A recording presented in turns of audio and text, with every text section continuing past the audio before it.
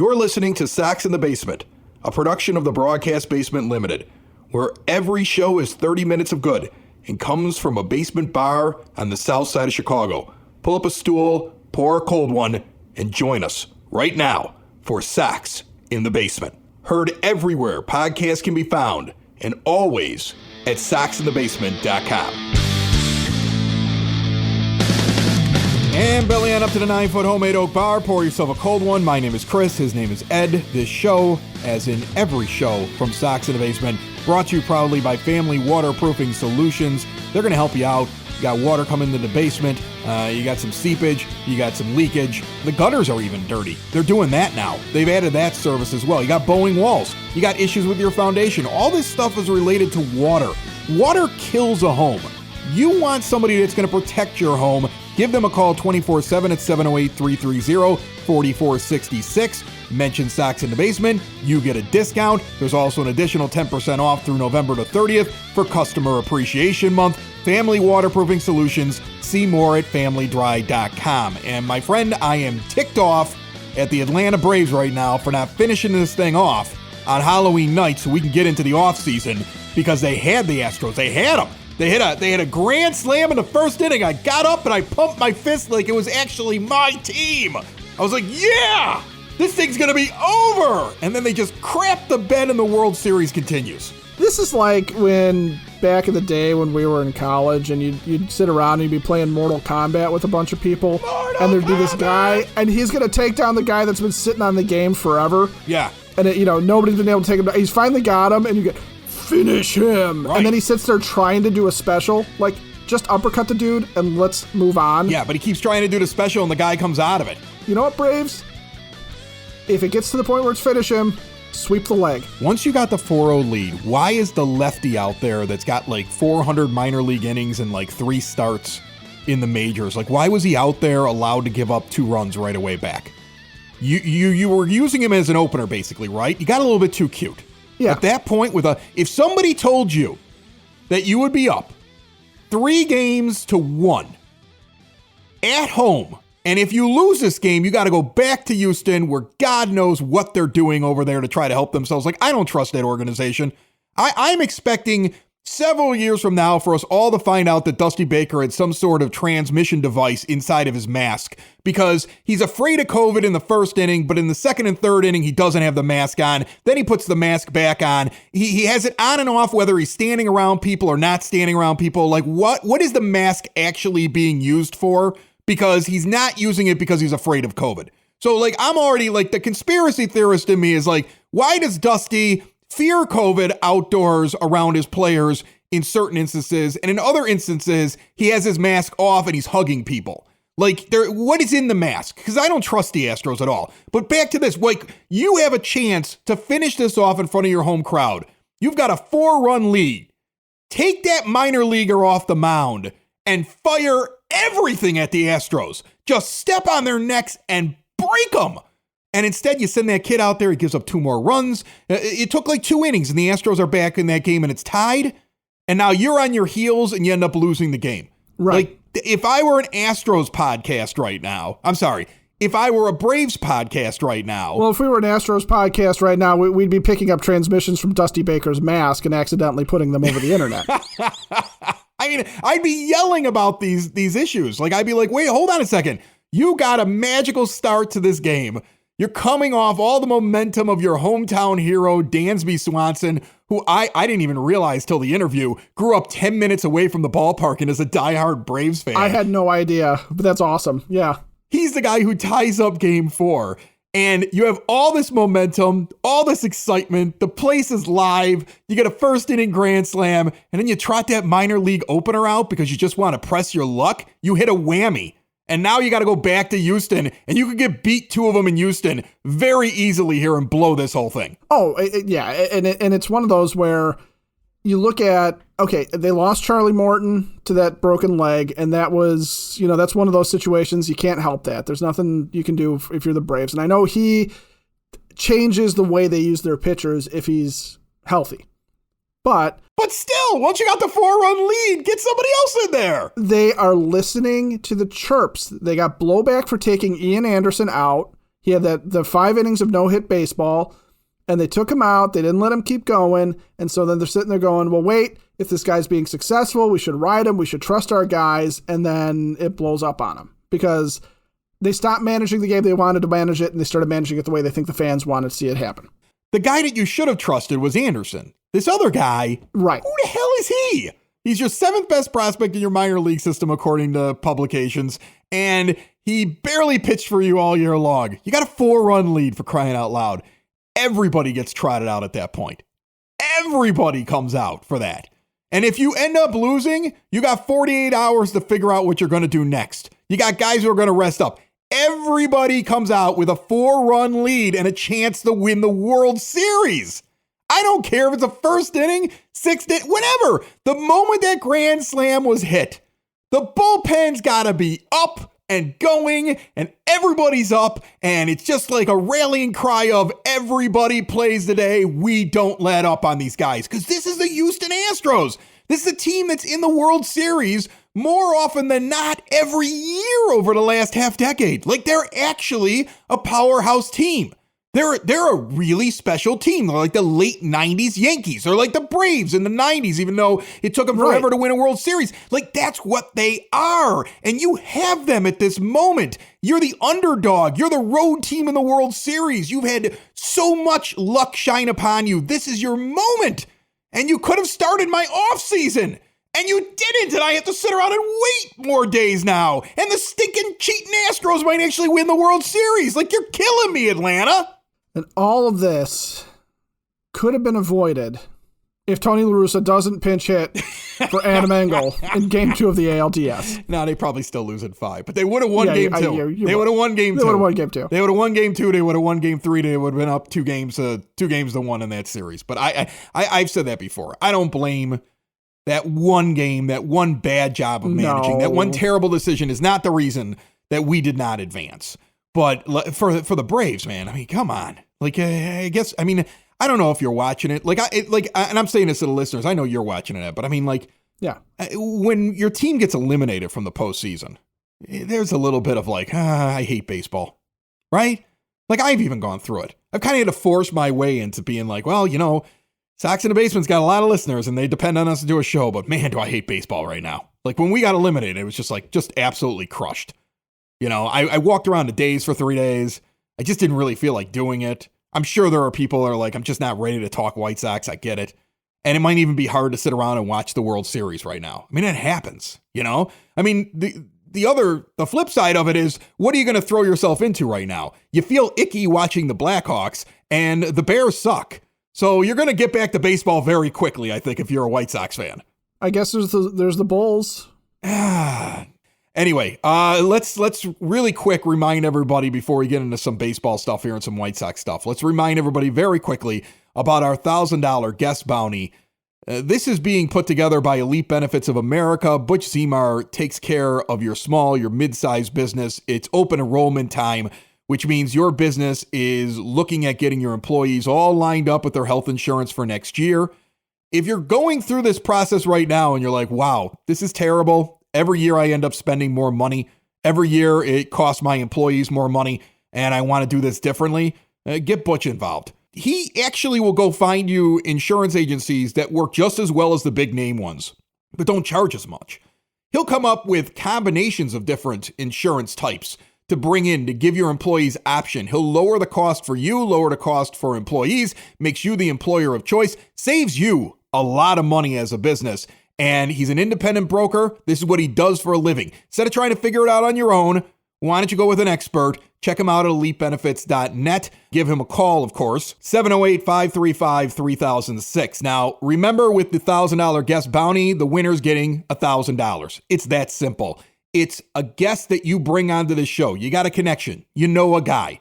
You're like, hey, I can get this person on. I used to babysit Mark Burley when he was a kid. I keep using that because there's a woman in my neighborhood who keeps insisting to me that her and Mark Burley are like that. Like, they're like, you know, you can't see it on the podcast, but I've just crossed my fingers together. Like, they're that close. Like, she's been saying it for years. And now she can win $1,000 if she can actually, like, prove it. Right. Because she's been saying it to me for years. She's talking the talk, but now $1,000 if she can walk the walk. Right. You get lots of friends that walk around and be like, oh, yeah, we're close family friends with Frank Thomas. Are you? Prove it. Because I got $1,000 says you're not. And if you are, you can win $1,000. Because in the end, the best guess, we'll put it all up in a poll. It'll be selected by the listeners out there. And it's going to run all off season. And if you're able to pull the guest, and it could be a baseball guest, it could be somebody, give me Alec Baldwin, as long as he doesn't bring any prop guns to the bar. Okay, you could bring him here. And he could jump on the microphone. I don't care. I don't care if it's a sports person, a non-sports person, whatever. If you've got somebody that you're like, I've never heard this person on Sox in the Basement, and I think they would have a good time sitting down with Chris and Ed, get them on the show, win yourself a G. That's how it works. Get more details. They just have to be alive, really, right? We just can't trust a seance. So no shoeless Joe Jackson. No. Seances don't count. Now, if they could materialize in front of me, like some sort of science fiction movie. And actually speak, and prove, right, and actually speak prove the afterlife exists, well, then we got something. How about this? I'll make a deal. If you can get me Abe Lincoln, $2,000. You're automatic winner. I'll chip in for that. I'll chip in. Automatic winner. I think Butch would chip in for that. Well, frankly.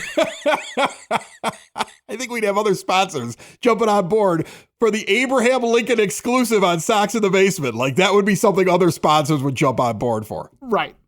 More details at soxinthebasement.com. Sox in the Basement listeners, do the hard work. And if you're a hardworking man or woman on the South Side, you need to be outfitted properly. And that's why you should visit Red Wing Shoes in Evergreen Park, New Lenox, and Geneva. A work boots specialty store that carries sizes from 6 to 16 and feet as wide as 4E. A 115-year-old company that came out of Red Wing, Minnesota. And one of its largest stores in the entire Midwest is in Evergreen Park, Illinois, ever since 1976.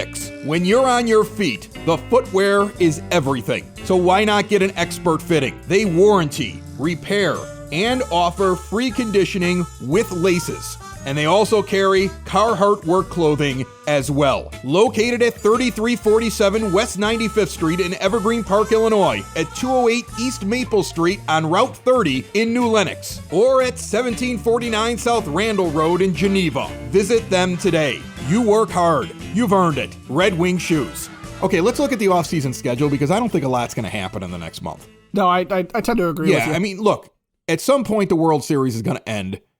And hopefully it's not Dusty Baker celebrating with his cheating team. And I honestly, like, you might be rooting for the Astros. I don't know. But me, personally, Braves.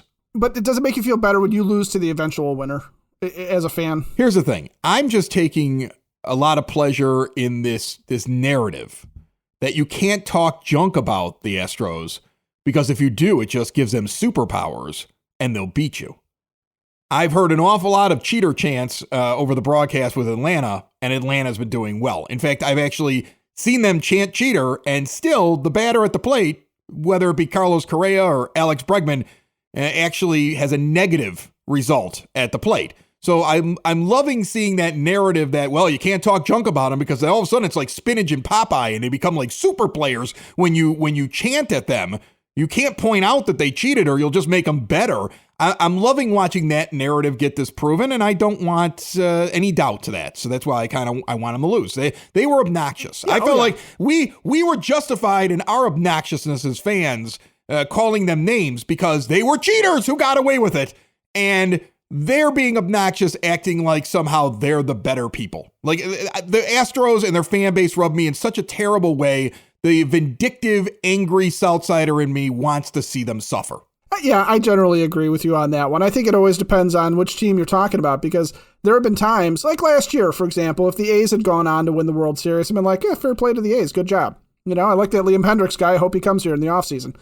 But with the Astros, yeah, I think there's certain teams that the Astros are definitely now one of them that you, under no circumstances, do you take solace in them beating you and then going on to win it because you just know that they are just awful. They're awful. You can't like them. They are the enemy. Yeah, no, you can't. They are the enemy, and then you shouldn't like them in any way. All right, so on December the 1st at 11:59 p.m. Eastern time, the CBA expires. We talked about this on the last show, and go back and listen to it anytime on demand. We kind of broke down some things that had to do with the CBA and why I don't think that it's going to be as bad as some people are saying it's going to be. I really, really don't. And as I mentioned on that show, I've done major negotiations as being the head of the labor side against the management. And I've sat there and gone through negotiations, and I've experienced it. And so I think I might be able to lend just a little bit of insight as we go through this CBA thing. But I don't think, even if they do a lockout, I don't think it's going to be long. But if there is going to be one, it's going to happen right then at 11:59 p.m. Eastern Time on December the 1st. Earlier in the day, though, is the deadline for non-tenders for arbitration. So the arbitration tender, non-tender decisions will be made right there before a potential lockout. The only other things really going on leading up to that is you got to figure out your options if you're picking up one or if you're not. And you got to decide if you're going to protect somebody on your 40-man roster for the Rule 5 draft by November the 19th. Otherwise, I don't think you're going to see any big free agent signings. You might not see any. You might see like a minor little guy move, like depth pieces move around, but you're not going to see anything that's important, that's impactful on your team before they know, is there a salary floor? Is there, what's the new luxury tax threshold? I mean, if it lowers down a little bit because the players get something they want, and so the owners are able to lower that a little bit, it could change how money's spent in the offseason for every team. If there's a payroll floor, well, teams that are spending $40 million a year on their payrolls are going to all of a sudden have to go out and get guys. And now you might have some free agents that sit there and say, well, I thought I was worth this, but now I might actually be worth more because there's more people in the game for me. I might actually get a little bit more coin out of this thing. So there's a lot of things moving around. The thing I think is going to happen, and you tell me what you think, what I'm looking for from the White Sox over the next month is that trade where they move Kimbrel and his $16 million for a second baseman or a right fielder. I think that's something that can be pulled off before the whole CBA deadline, before they make new rules, before all those changes could happen. Because when you're trading a guy with salary and picking up salary, and it might be close to the same amount of money, then I could see the White Sox making a move like that. In fact, that would be what I would be concentrating on because of all the things I don't know about in the future when it comes to free agency. Yeah, and at the Mismatched Sox blog, I'm going to go into further detail about why I think trading Kimbrel might be a little bit more problematic than that. But if you are talking about things that they can get done, yes, trying to make the trades to get a right fielder or to get a second baseman, especially because there's not a lot of awe-inspiring names out there on the free agent market, those are the things that you can get done. So to the extent that Kimbrel is your biggest trade chip right now, the guy that you've sort of identified as you are going somewhere, I think so that you can get a deal done, but it's going to depend largely on whether or not there's a team out there that's also ready to pull the trigger and has somebody that they are sitting there, that their fan podcast is sitting there going, their version of Chris and Ed. And let's say it's in San Diego where it's Christian and Edgar. Christian and Edgar, really? That's what you're going with? Those are the San Diego versions of us?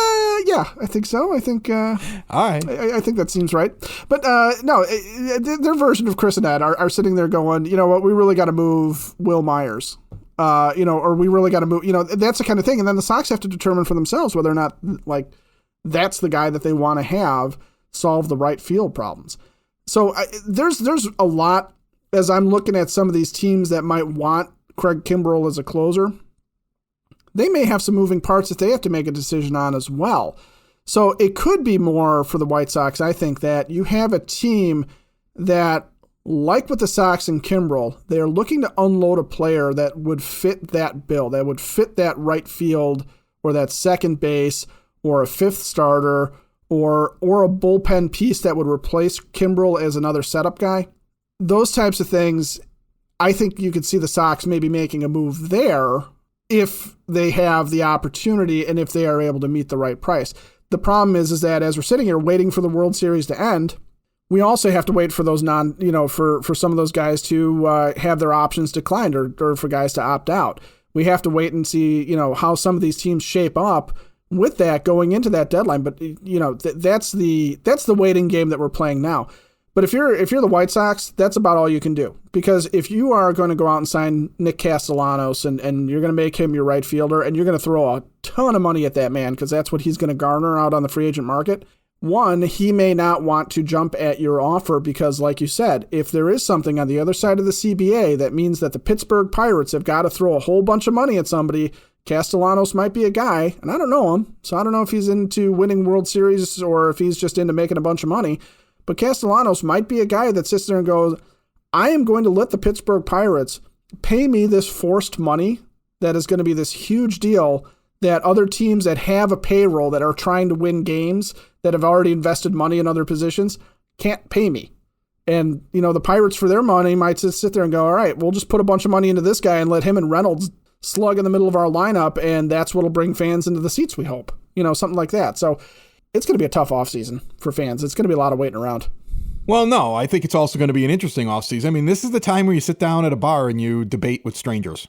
Like this is when you sit down and you go, it's always fun, right? You know what I'd like to go spend money on? You know what I think is going to happen with the CBA? I mean, like, this is like prime time for that. You could do that at two different locations that we love, Cork and Kerry, Beverly at 10614 Southwestern Avenue, or the Southside tradition that is Cork and Kerry at the Park at 33rd in Princeton. That menu over there is incredible. The menu doesn't go away because the White Sox season is over. They got great stuff going on over there. If you get a chance to go down and try the menu, the award-winning burgers at Cork and Kerry at the Park, do so. You will not be disappointed. That's a great spot to stop in, especially for lunchtime. And then at Cork and Kerry Beverly, remember, they've got all kinds of different rooms there you can rent out, you can have parties, but that big Irish bar, that traditional bar, like that is a great spot to have a baseball debate. Yes. Like you're just kind of sitting there, you got all the taps with all the different beers up there, the craft beers, the favorites. I've been drinking a lot of Guinness lately. They make a great Guinness pour there, like they're like professionals. They've been doing it forever.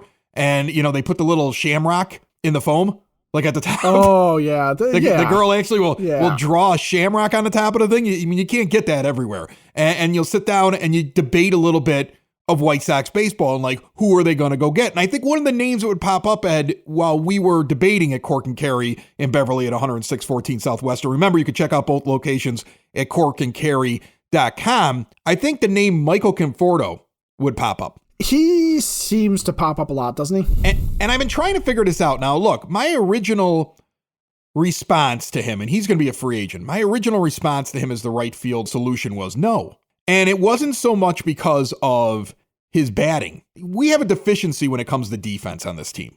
I think the ALDS showed us that. He's not an upgrade defensively in the outfield. He's not. In fact, if you want to go defense, you just put Adam Engel out there in right field. I think he's better than Michael Conforto. But when I look at his hitting, he's coming off of a terrible year. So maybe that's why people are falling in love with him. They're like, oh, we can afford him. I think that's what it is. Yeah. Right. Because, I mean, in his 28-year-old year, which was 2021, he had his lowest average that he had since his breakout 24 season in 2017 when he went to the All-Star game, when he hit 279 with a 939 OPS and an OPS plus of 148.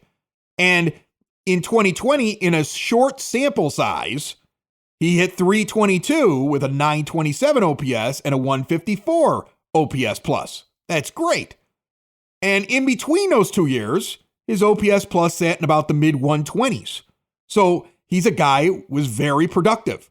The problem is last year, this season it just ended, an OPS plus of 101 makes him average, straight up league average at the plate with a 232 batting average. And he can't do that and bring the average to below average defense in right field that he would bring. And that's why I feel like people are looking at like, he had a bad year. I bet you he rebounds when he's 29 years old here in 2022. I bet you he rebounds and he goes back to what we saw in his prime. And that was just a weird year for him, right? And he's going to come back and he's going to do great for us. And we can get him on the cheap because his team doesn't have a lot of money. And they're buying into that concept. Like there's no more money to spend. And this is our only option. And that's why they've zeroed in on him. And I just feel like, once again, we're going to be the team that goes out and gets Adam Eaton. Right? Like I think he's this year's Adam Eaton. There'll be better right fielders out there, but we'll convince ourselves like, well, if this happens and if this happens and if this happens and the team couldn't spend as much to go get the guy he really wanted to get, it'll all work out. And that has not worked out over the last couple of years for this team trying to plug right field. I'm going to throw you another name and you're going to laugh. Will it be a mocking laugh or like a hearty laugh? It'll be a hearty laugh. Okay. As I'm working on the blog here, and it'll be up as you're listening to this show on the day it comes out. It'll be up tomorrow. But as I am working on this, and I'm thinking about the fact that they decided to sign Adam Eaton last year when Eddie Rosario was right there, or Kyle Schwarber was right there.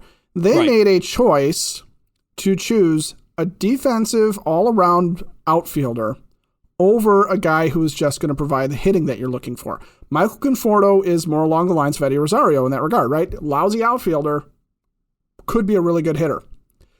The guy that plays good outfield, that is still shown to be a decent hitter, that is on the free agent market, that plays right field, is Avi Garcia. You're right. That's a solid laugh right there, man. That was a solid laugh. That was a legit laugh. If you look at his defensive metrics, he's one of the better right fielders out there, at least in terms of the guys that are available on the free agent market. And, his hitting when he's been, the past couple of years as a Tampa Bay Ray and as a Milwaukee Brewer, he's been a good hitter. He's been not great, not stellar, but he's been a solid all-around player. And he's in his, age 30, 31 season. So that's probably more the type of guy that the Sox are going for. I'm not saying that they're going out and getting Avi Garcia. I'm not saying they should go out and get Avi Garcia. I'm just saying that if you're looking at the type of guy that I think the Sox are trying to get for their right fielder, they are trying to get a guy that's more along the lines of what Garcia brings to the table, which is not going to hurt you with the bat, but also definitely not going to hurt you in the field, because I don't think they can afford to have Eloy Jimenez in right field and left field. And that's why Gavin Sheets and Andrew Vaughn are not penciled in as your starters right away, or why we can't really talk about them as the starters, because both of them were defensively deficient in right field. And frankly, if you want to go with a left-handed hitter who's defensively not great in right field, just throw Gavin Sheets out there. You're keeping him on the team next year. Right. Now, just a comparison for these guys looking at stats, and there's a million stats. You can pull a stat to prove any point. Sure. We try to stick to the same stats. We talk about whip, walks, and hits per innings pitched when we're talking about a pitcher's effectiveness, and we'll talk about their fielding independent pitching when we're trying to figure out whether or not their ERA and their other stats make sense. We lean on those very heavily here at Sox in the Basement, okay? When we're looking at batters, we look at their OPS and their OPS plus. We like to look at average from time to time and on-base percentage, but the OPS and the OPS plus have been things we've leaned on heavily when we sit around and we evaluate and take a quick look at hitters. Defensively, we like to look at defensive runs saved, okay? The idea of how many runs is this person worth over the course of a season while they're out there fielding their position. Over the last 3 years, the last 3 seasons, Conforto in right field, a -4, so he cost your team 4 runs. He was a 0 in 2020, a -4 in 2021, a 0 in 2020. He was actually a -4 in center field in 2019 and a +3 in right field. So when I say average to slightly below average, he has, over the last 3 years, -1 in right field and -4 when he's not in right field. Okay? So average to slightly below average. When we look at Avisail Garcia, and let's just real quick compare him to Conforto's year, better at the plate by 30 points in the average, 262, had an 820 OPS, and his OPS plus was 117 instead of 101. So right there, better hitter. So you might have laughed just like I laughed. But Avi Garcia then, in his defensive run save, 2021, in right field, he saved 8 runs. He was worth 8 defensive runs saved. And in 2020 in right field, he was just 1 because he spent most of his games in center where he was a negative. In fact, when they tried to plug him in center field in Milwaukee, it was a disaster. When they put him in right field, he was worth runs saved. So I laughed heartily when you said Avi Garcia. But if he's available this offseason and I had to pick between him and Conforto, and I'm going to take a 31-year-old Avi Garcia, or I'm going to take a 29-year-old Michael Conforto, I might lean towards Avi Garcia because the time to win is now. Go sign him for a couple of years and stick him out in right field. I'd love to have him back. Bring him back. I'd be okay with that. I didn't even think about him until you said his name. And now I've wrapped my head around it while we're sitting here at the bar, and I said, yeah, I'll take him. I'll take him. And I got a hearty laugh out of how quickly you turned around.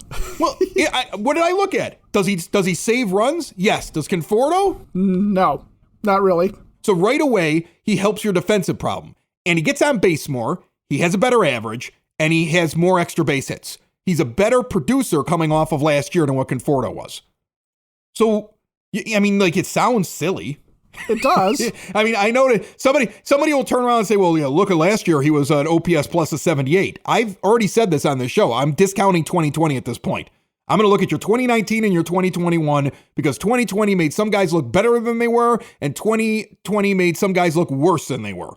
Okay, but he had a 112 OPS plus in 2019 and a 117. So then it also becomes, do you think Conforto is going to come back to being like a 125 OPS plus, which would make him slightly better at the plate than Garcia? And even if he does, even if he is slightly better by less than 10 points in his OPS plus, is that worth the difference in defense? And I would still come back and say Garcia is better than Conforto. Yeah, and this is where, as we're sitting here debating our friends at Cork and Carry at the Park or Cork and Carry in Beverly, sitting at the bar, having a perfectly poured Guinness, and talking to these people about all these guys that are out there that, let me go get this Conforto guy over here. No, you have to think about the totality of what the Sox need. They need a guy who can play right field. They need a guy who can actually play the field out there because you have defensive liabilities in left already sitting there. And ball pitching team. That's what the White Sox do. They don't get ground ball outs, really. They are a fly ball and strikeout team, so you need outfield defense. Going back to joking about game 2, what was the crushing blow was Larry Garcia getting turned around, right? Where Adam Engel would have had that ball. And Avi Garcia might have had that ball. Michael Conforto might not have. You don't know, obviously, until you see them do it, but based on stats, average or above average with the bat because the lineup can sustain that more than the lineup can sustain a guy who's going to let balls fall in front of him. And I'm looking at the Garcia thing. It's really interesting. He hit a mutual option with the Brewers with a week and a half left to go. And that's the only reason why he could be a guy that's available, because he can become a free agent. He can opt now to say, I don't want the $12 million. And I think he should know that there's a place out there where he can make at least that, if not more. And so, I would think he's going to do it. He could become available. He's not an officially available free agent, but if he became available and you're sitting in the bar and you're having a Guinness or whatever you decide you want to drink. I mean, I'm also a bourbon drinker, maybe having a bourbon on the rocks. And you're sitting there and you're having this debate with a White Sox fan and they bring up Michael Conforto or another right fielder that they've seen in the postseason that might be available. Let's go get that guy. Keep that Avi Garcia card in your back pocket. Impress your friends, okay? Make the girl behind the bar smile a little bit when she's amazed by your baseball knowledge. And you got it right here at Sox in the Basement. Sox in the basement. Sox in the basement. Sox in the basement. Sox in the Basement. Heard everywhere podcasts can be found and always on soxinthebasement.com.